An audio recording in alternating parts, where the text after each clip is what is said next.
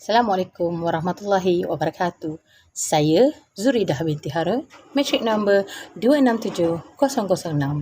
Okey, kami akan membentangkan tajuk pengurusan strategi dan penambahbaikan Polis Malaysia dari perspektif laporan Suruhanjaya Diraja. Kumpulan kami terdiri daripada saya sendiri, Zuridah 267006, Hamisah Subuh 265925, Fazilah 266537 dan Sarah 266780. Okey, topik pengenalan. Polis Diraja Malaysia, iaitu PDRM, dinamakan sempena pembentukan Malaysia pada tahun 1963. PDRM juga adalah satu institusi persekutuan yang diketuai oleh Ketua Polis Negara iaitu KPN. Fungsi terasnya melibatkan sebahagian besar penguatkuasaan undang-undang, penyelenggaraan perintah dan perkhidmatan. Sejak penubuhannya sehingga kini, terdapat rasa tidak puas hati orang ramai ke atas prestasi PDRM. Hasil reaksi ketidakpuasan ini menyebabkan kerajaan pada ketika itu bawah kepimpinan mantan Perdana Menteri Tun Abdullah Badawi mengumumkan pembentukan Suruhanjaya Diraja untuk menyiasat dan menyimak operasi dan pengurusan PDRM. Menurut Moda Braga 2003 mengatakan bahawa PDRM amat penting sebagai satu agensi keselamatan awam. Mo 1995 berpendapat bahawa matlamat agensi awam adalah untuk mencipta nilai awam.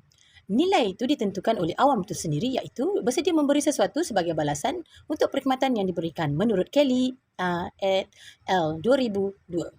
Ini turut melibatkan terutamanya aset dan sumber yang digunakan oleh polis. Kedua-dua ini adalah diberikan oleh rakyat seperti wang dan kuasa yang dianggap sesuatu yang berharga bagi rakyat menurut Mo dan Braga 2004. Persoalan yang timbul di sini, bagaimana hal ini berlaku? Pada masa yang sama, Mo 1995 mencadangkan bahawa strategi organisasi awam mestilah ditubuhkan untuk memenuhi 3 kriteria, iaitu menentukan matlamat, menangkap dan mengekalkan sokongan pengawasan yang boleh dilakukan. Okey, meningkatkan Polis Malaysia iaitu dari segi pelaksanaan. Yang pertama, perbarui keupayaan PDRM. Adalah amat penting untuk diperhatikan bahawa agensi polis adalah organisasi yang terlibat dalam proses pengeluaran dari cara tertentu, iaitu pegawai individu melakukan kerja hakiki mereka menurut Mo 1995. Jika dilihat dengan cara lain, proses operasinya terletak pada orientasi dan keupayaan pegawai, polisi dan prosedur dan juga budayanya. Seperti yang dinyatakan sebelum ini, masalah utama dengan PDRM adalah pengurusan operasi yang lemah. Secara khususnya, ia telah membawa kepada akibat yang lebih serius, iaitu rasuah, penyalahan gunaan kuasa, kematian dalam tahanan polis dan juga insiden jenayah yang tinggi. Dari segi pelaksanaan juga, apa yang berlaku? Di manakah kesilapan yang berlaku? Ini merupakan soalan penting. Cetusan kata-kata Kelman 1987 patut diberi perhatian dalam menjawab soalan ini. Antara kata-kata Kelman iaitu jika PDRM terbukti mustahil untuk diwujudkan kapasiti yang diperlukan atau berlaku akibat yang tidak diingini, adalah lebih baik untuk mewujudkannya. Ini adalah kerana akan memesongkan prestasi PDRM. Kemudian akan menjejaskan matlamat pengasasannya sebagai satu institusi keselamatan awam. Pengalaman sebegini telah mengajar kita bahawa kewujudan PDRM akan menyebabkan lebih parah keselamatan awam jika berlakunya penyelewengan dari tujuan asal penubuhannya. Secara ringkasnya, ia menekankan tentang kepentingan pengurusan sumber manusia iaitu HRM dan reka bentuk kerja iaitu Standard Operating Procedure iaitu SOP dalam mencapai matlamat imej yang positif. Begitu juga dengan Mo 1995 turut mencadangkan agar mana-mana organisasi yang mengekalkan kebaikan prestasi mesti menggunakan dan menyesuaikan organisasi mereka dengan sistem pentadbiran yang baik dalam struktur, dasar proses pembuatan, sistem kaki tangan dan kawalan mekanisme. Dalam hal ini adalah diragui bahawa PDRM boleh membangunkan sepenuhnya kapasitinya dan mengekalkan prestasi. Sekian, terima kasih. Seterusnya, dipersilakan penyambungan oleh kawan rakan-rakan yang lain. Assalamualaikum dan salam sejahtera. Saya Hamisah binti Haji Subuh, nombor matrik 265925. Saya akan menerangkan mengenai pengurusan sumber manusia atau lebih dikenali kepada HRM. Antara isu-isu yang telah diketengahkan oleh LCD berkaitan kepada kelemahan HRM dalam PDRM ialah kekurangan dalam pengambilan yang telah menghalang mereka untuk mengambil hak orang yang mempunyai kemahiran yang betul dan ketiadaan model berasaskan kompetensi untuk HRM yang mempunyai kepada masalah berikut: matlamat, objektif dan hala tuju PDRM bukan menjadi disokong sepenuhnya sehingga menjejaskan imej polis serta kepentingan masyarakat. Dalam hal ini, nampaknya banyak kes dipecat berlaku kerana kekurangan kemahiran dalam kalangan pegawai pendakwa polis. Terdapat juga kes yang masih kekal tidak diselesaikan atau didakwa kerana kekurangan siasatan kemahiran polis iaitu kemahiran asas memeriksa. Seterusnya, terdapat juga kelemahan berkaitan tenaga kerja PDRM perancangan. LSD mengulas bahawa pengurusan tenaga kerja PDRM tidak berkesan, tidak dinafikan. Akibat daripada masalah ini boleh diramalkan iaitu ketidakupayaan untuk mengisi kekosongan, kelemahan dalam pengagihan dan penempatan kaki tangan PDRM. Yang keempat, reka bentuk kerja. Reka bentuk kerja adalah faktor penting kedua ditegaskan oleh Kalman 1987. Ini dalam satu cara akan mengurangkan peluang kaki tangan untuk menggunakan mereka budi bicara secara meluas serta mengelakkan salah laku.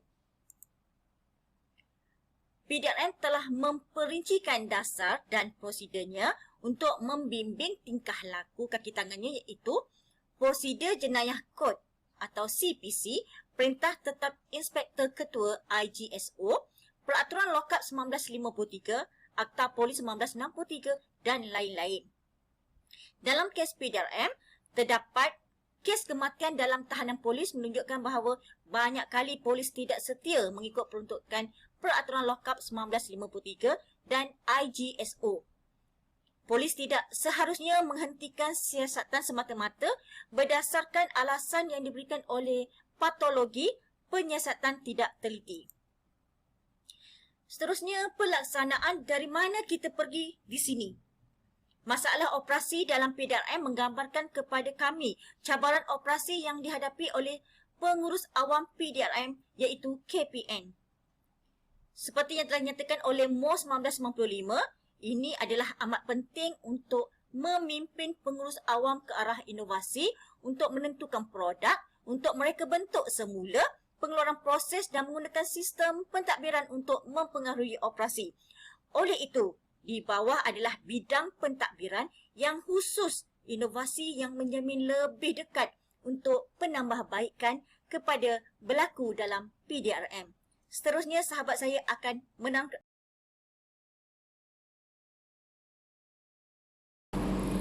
Assalamualaikum dan selamat salam sejahtera. Saya Sarah binti Ali Muhammad, nombor matrik 266780. Ini menyambunglah pelaksanaan assignment yang kami telah buat untuk persembahan seterusnya, iaitu dari mana kita pergi di sini, iaitu pengurusan sumber manusia membangunkan kapasiti. Kohon 1988 menyatakan bahawa mencari pekerja memupuk mereka dan memotivasikan membentuk intipati pengurusan awam yang berkesan. Sesungguhnya yang paling penting sumber yang dimiliki oleh agensi polis ialah kaki tangannya. Kaki tangannya, sistem PDRM harus menjadi perhatian utama penambahbaikan kepadanya seperti yang dikatakan predikat bahawa majoriti sumber PDRM adalah terletak kepada hak More 1999.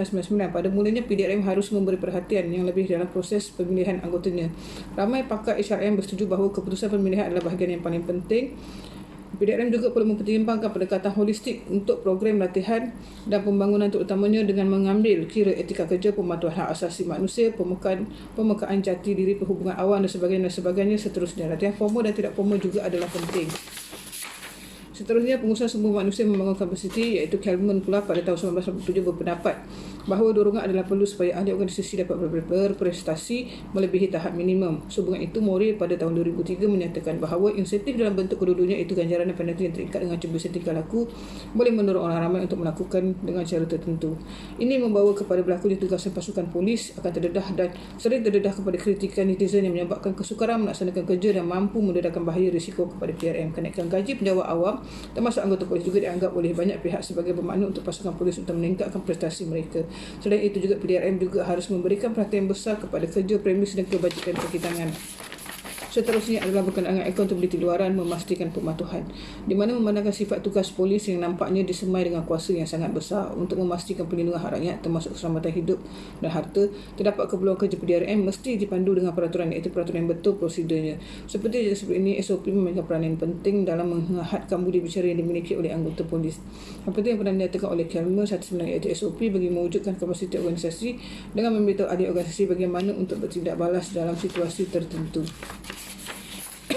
Seterusnya, Laporan Forum Dasar Kepolisian Oxford 2006 menegaskan bahawa dalam iklim politik yang dicirikan oleh penurunan kepercayaan dalam proses politik, hilang rasa hormat kepada pejabat awam dan peningkatan dalam jangkaan orang ramai, kewujudan sebuah badan kebangsaan luar dan bebas yang menyeluruh untuk menyiasat dakwaan salah laku polis mesti dipandang sebagai penting untuk meminta pertanggungjawaban polis dan untuk menangani salah laku polis. Lebih penting lagi, memastikan PDRM untuk melaksanakan mematuhi peraturan yang lebih berkesan. Seperti yang dikatakan oleh Moreh 1995, pengurus strategik akan mendedahkan organisasi mereka kepada tekanan accountability luaran. Seterusnya menegaskan juga, jika pengurus mencari perubahan strategik dan organisasi menerima accountability seolah-olah satu alat yang penting, maka organisasi akan berubah. Seterusnya, nilai organisasi birokrasi mengurus budaya.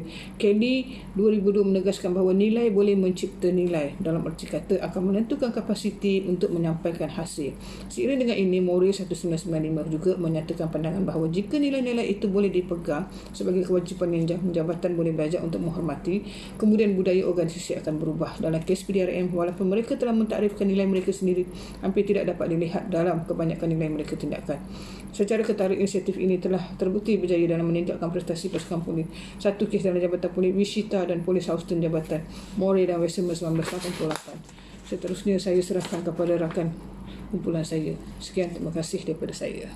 Assalamualaikum, saya Fazilah binti Ahmad, nombor metrik 266537, akan menerangkan berkenaan pelaksanaan nilai organisasi iaitu birokrasi mengurus budaya. Cabarannya adalah bagaimana nak memupuk nilai tersebut ke dalam tindakan setiap anggota polis.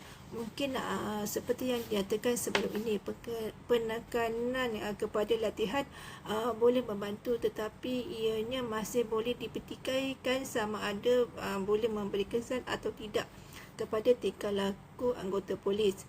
IPCMC adalah sebuah badan luaran yang akan membantu untuk membuang budaya impunitas yang ada dalam diri barisan PDRM. Masih tidak jelas sejauh mana cadangan itu dapat dilaksanakan oleh PDRM, walaupun bekas Perdana Menteri iaitu Tun Abdullah Badawi menegaskan bahawa daripada 125 cadangan oleh LSD, hanya 81 cadangan ataupun 65% telah dilaksanakan. Mo 1995 menggambarkannya sebagai satu inovasi strategik. Jika mahu berjaya, satu inovasi strategik biasanya memerlukan banyak program dan pentadbiran inovasi. Ini akan menutup jurang antara organisasi sekarang dan apa yang bakal berlaku nanti. Nampaknya cadangan PDRM untuk memberi tumpuan kepada inovasi pentadbiran sebelum memulakan inovasi strategik adalah munasabah. Mo menyatakan bahawa keberanian adalah amat penting kerana semua masalah yang negatif akan berlalu. Mo dalam bukunya juga boleh dikatakan paling berpengaruh dalam mencipta nilai awam dan nampaknya lebih besar ianya menekankan peranan politik. Dia berpendapat bahawa politik tidak boleh dikecualikan daripada definisi nilai awam. Tanpa politik, pengurus awam tidak dapat mengetahui apa yang patut dilakukan. Oleh itu, dalam pembelajaran membaca, bertindak balas dan membantu membentuk aspirasi politik, pengurus boleh belajar mencipta nilai awam. Tidak syak lagi dalam kes PDRM, Ketua Polis Negara belum memainkan peranan penting dalam menggerakkan sokongan daripada kerajaan untuk menambah baik keadaan semasa PDRM. Seperti yang ditunjukkan oleh Mo, menyatakan mereka mendakwa bahawa persekitaran politik jelas boleh dipengaruhi oleh ketua. Ini adalah kerana mereka memerlukan kebenaran untuk menggunakan sumber awam mereka atau memerlukan bantuan operasi untuk menghasilkan keputusan yang mereka bertanggungjawab.